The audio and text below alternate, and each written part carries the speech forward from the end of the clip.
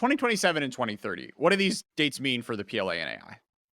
So I think the really important date is 2030. So back in 2017, the Chinese government put out what they called their next generation AI plan, and this is very colloquially referred to as China's national AI strategy. And it set all kinds of goals for various aspects of China's economy, their government, their military, in terms of taking advantage of the potential that AI has to offer. And they set a series of milestones for when they wanted to match world state of the art, and when they wanted to actually lead the world state of the art, and when they wanted to dominate the global AI industry. And 2030 is the time frame that they set in place for that final marker in terms of dominating the global AI industry. I would say, it's been 5 years since they put out that strategy, and they have essentially achieved their first 5 year goal, which was reaching and matching the state of the art. There's a bunch of different ways that you can measure success in this area.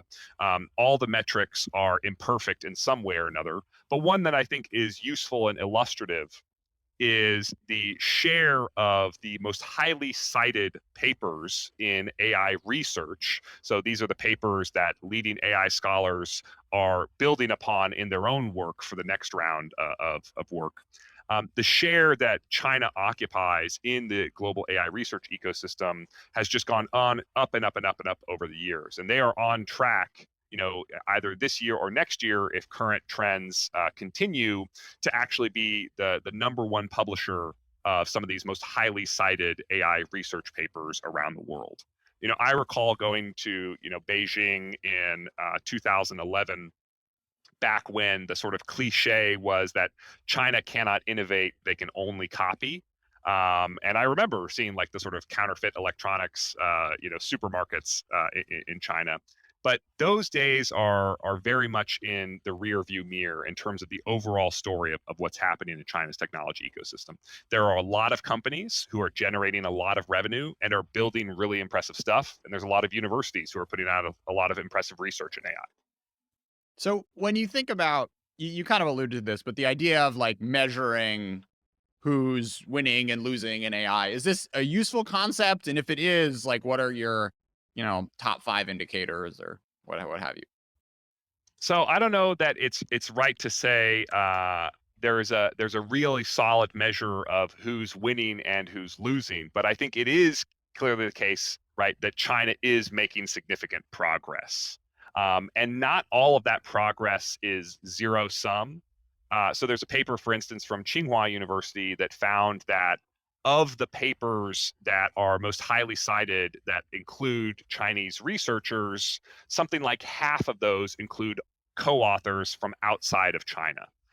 So research is an area in which, especially in the AI sector, there's a great deal of international collaboration, and the United States benefits significantly from research collaboration with China.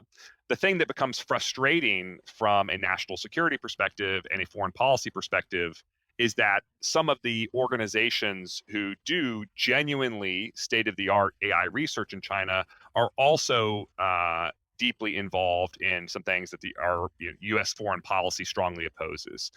This includes the domestic security and repression system being set up in Xinjiang, where AI plays a significant part in the surveillance state over there. And also in actual genuine military capabilities. There are Chinese, tech companies who the United States will experience as sort of purely innocuous commercial business stuff, but actually have reasonably deep ties to the People's Liberation Army, and are suppliers to there. And so the fact that AI is, not just a dual use technology, but a general purpose technology that is weaving itself into all parts of the economy, society, and military, makes it a real challenge when thinking about what is the right balance of, cooperation versus prioritizing security.